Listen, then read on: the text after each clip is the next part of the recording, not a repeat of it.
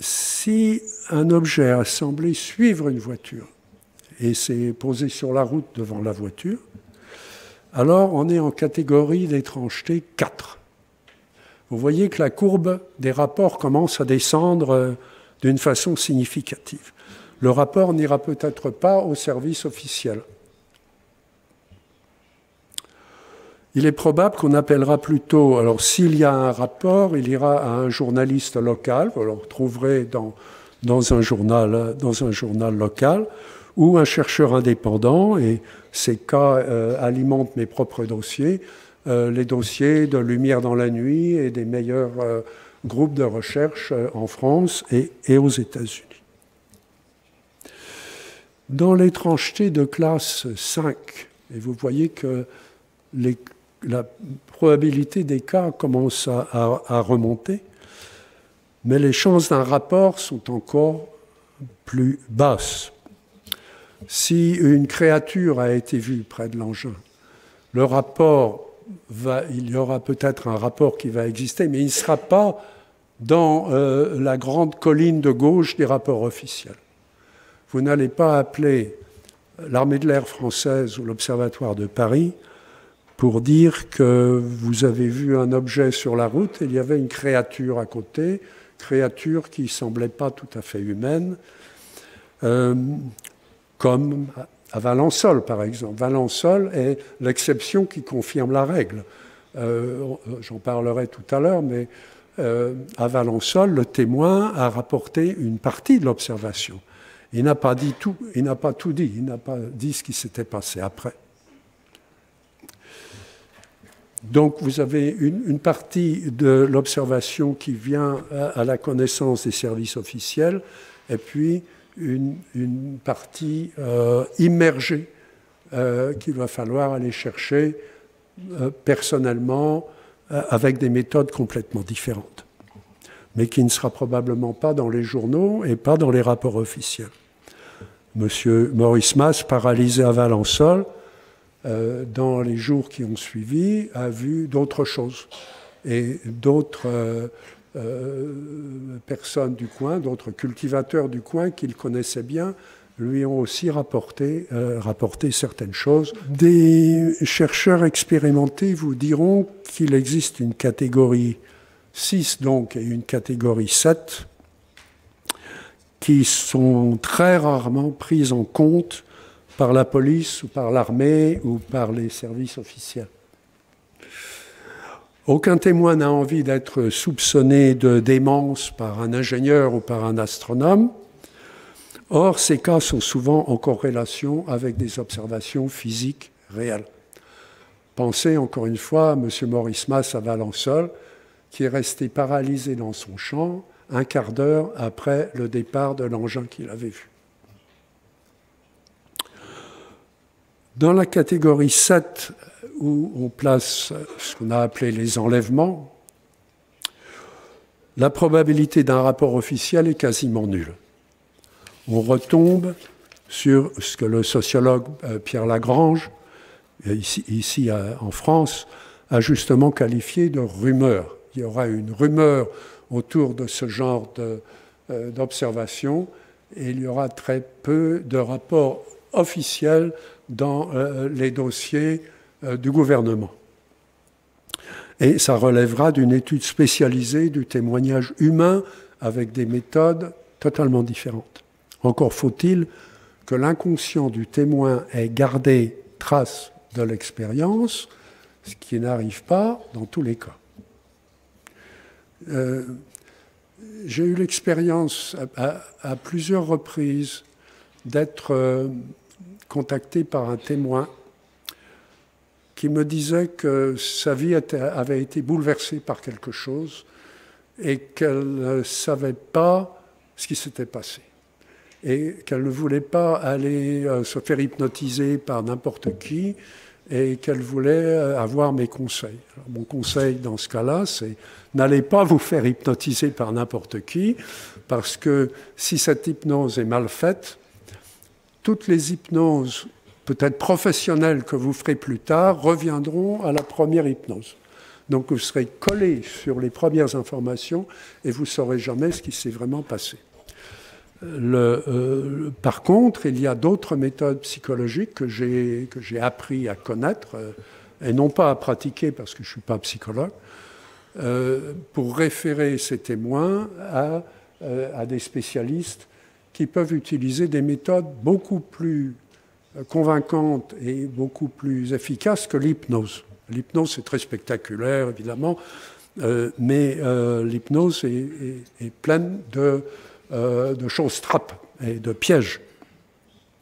Il y a d'autres méthodes où on peut mener le témoin, et dans les quelques cas où on a pu l'utiliser avec ces personnes qui étaient venues me voir, le résultat était bouleversant. C'était complètement bouleversant. Il n'avait rien à voir avec la courbe de gauche que les scientifiques étudient soigneusement. Ça ne veut pas dire qu'elle est inutile, bien sûr. Les corrélations entre les deux groupes sont importantes. Mais pour moi, à partir de maintenant, dans ma recherche, les années qui peuvent m'être octroyées pour continuer ces recherches, c'est plutôt les catégories de droite qui m'intéressent. D'autant plus qu'elles ne relèvent pas du gouvernement, du secret, des services de renseignement, du Congrès, de toutes ces choses très compliquées. On peut tirer deux conclusions de cette courbe en forme de double colline. Les méthodes actuelles d'analyse sont insuffisantes, voire aveugles, devant une majorité des rapports, qui dérivent eux-mêmes d'un nombre inconnu d'observations par le public mondial. Parce qu'on ne sait pas ce qu'il y a au-dessus de ça. Tous les cas qui ne sont pas rapportés. Dans des pays où il n'existe pas une commission spéciale, ou dans des pays dont la culture interdit ce genre de rapport. J'ai eu l'occasion de passer du temps en Arabie Saoudite, par exemple, dans mon expérience professionnelle, ou dans d'autres pays, où il y a des explications pour ces rencontres, qui sont des explications religieuses ou des explications spirituelles qui n'ont rien à voir avec un rapport à une commission scientifique. Et ça n'en est que d'autant plus intéressant. Ces observations sont passionnantes. Les autorités militaires, dont on parle beaucoup à la télévision, aux États-Unis, etc., sont compétentes dans une minorité des rapports, les cas classiques qui sont accessibles à leurs appareils spécialisés. C'est clair que, entre parenthèses, les photographies d'objets au-dessus du Nimitz, qui sont présentées dans toute la presse comme des photographies, ne sont pas des photographies, sont des images infrarouges. Et il y a j'ai eu l'occasion de voir un mémorandum de la société Raytheon qui fabrique ces caméras infrarouges qui sont sous les ailes des F-18. Un mémorandum à la Navy, à la marine américaine, qui était extrêmement bien fait, qui ne parlait pas de savoir s'il y avait des ovnis ou pas, qui parlait uniquement des appareils, qui disait essentiellement, vous nous avez passé un contrat pour qu'on vous fabrique, qu'on invente une caméra infrarouge pour détecter l'exhaust des avions ennemis. C'est ce qu'on vous a vendu, c'est ce que vous avez mis sous les ailes des F-18. Ne nous faites pas dire ce que la caméra ne peut pas faire. Ce n'est pas une caméra pour détecter les soucoupes volantes. C'est une caméra pour détecter les tuyères d'un avion ennemi quand vous êtes en position pour le tuer.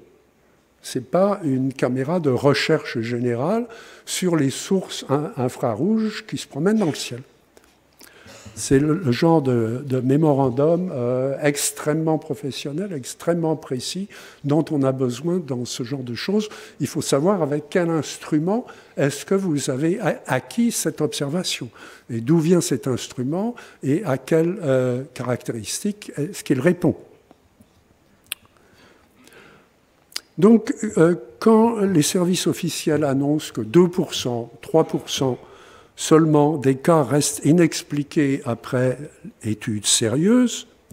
C'est vrai, mais il faut relativiser ce chiffre en tenant compte de toutes les observations qui n'ont pas fait l'objet d'un rapport pour des raisons psychologiques ou sociologiques, ou qui n'ont été révélées qu'à l'échelle locale, qui est inaccessible pour un organisme gouvernemental général. Ces organismes travaillent sur un important échantillon. Je peux vous le dire, ayant traité les cas qui viennent devant le CNES, mais il est limité par des paramètres de sélection qui restreignent la représentativité de nos conclusions. Le danger dans la précipitation d'une série de révélations officielles, tout le monde veut disclosure, la révélation officielle, ou d'un mouvement donc de disclosure qui présenterait le phénomène comme une menace présente et grave, comme c'est le cas aujourd'hui des États-Unis. Si on ne peut pas l'intercepter, c'est peut-être un ennemi. Et je crois que c'est très dangereux de présenter aujourd'hui le sujet sous cette forme-là. C'est de voir le sujet traité sommairement par overreaction, comme un danger immédiat, parce que quand le gouvernement décide de faire quelque chose, il est sous pression de l'opinion publique pour le faire vite. Il faut résoudre le problème. Donc il y a une pression de la presse, il y a une pression de la télévision, il y a une pression générale dans le public. On veut une solution. Et très souvent, la solution est politique, elle n'est pas scientifique. Le Congrès n'a pas le temps de revoir 25 ans d'études scientifiques sur le sujet. Donc, il travaille dans l'ignorance des catégories plus subtiles d'observations qui sont mal explorées ou négligées, comme je viens de l'évoquer. En conclusion, il est futile, je suis content de pouvoir évoquer cette question dans ces murs, il est futile de vouloir dissocier la science de l'évolution de la société. Au début de mon exposé, on avait noté que la probabilité qu'un témoin moderne fasse un rapport varie avec l'étrangeté de ce qu'il a vu. Elle est maximale quand le cas est clairement anormal et observé dans de bonnes conditions, sans être choquant, au point de mettre en question l'équilibre émotionnel du témoin ou de menacer son environnement. Les observations vraiment étranges, celles qui nous intéressent en haute priorité sur le plan scientifique, sur le plan psychologique et très souvent, dans les dossiers américains, sous l'angle médical, ne parviennent au service officiel que rarement et mal socialisés. Nous connaissons mal leurs caractéristiques globales. Parmi les services en question, les autorités militaires sont dans une position encore plus isolée de la réalité sociale profonde. Leurs appareils fournissent des informations scientifiques de la meilleure qualité, mais ils ne s'adressent qu'à des domaines physiques précis qui ne correspondent pas nécessairement à la situation dans sa globalité. Et ils interprètent naturellement toute anomalie comme une menace potentielle. L'avenir de l'étude du phénomène va dépendre d'un rapport de force entre un Congrès américain qui veut savoir la vérité et les grandes sociétés spécialisées dans les appareils militaires et l'espace, dont le silence peut être interprété de deux façons différentes. Soit comme un aveu d'échec. Des rumeurs affirment que certaines analyses d'objets récupérés, d'objets écrasés, etc., ont été abandonnées, soit au contraire comme une volonté d'exploiter les informations dans des cas réels pour lancer les prochaines générations d'engins transmédia, voire antigravitationnels. On touche ici aux frontières, comme vous l'avez vu hier avec la présentation du professeur Guillemot, on touche ici aux frontières de la physique moderne. Le vrai danger réside dans l'absence de recherche plus large.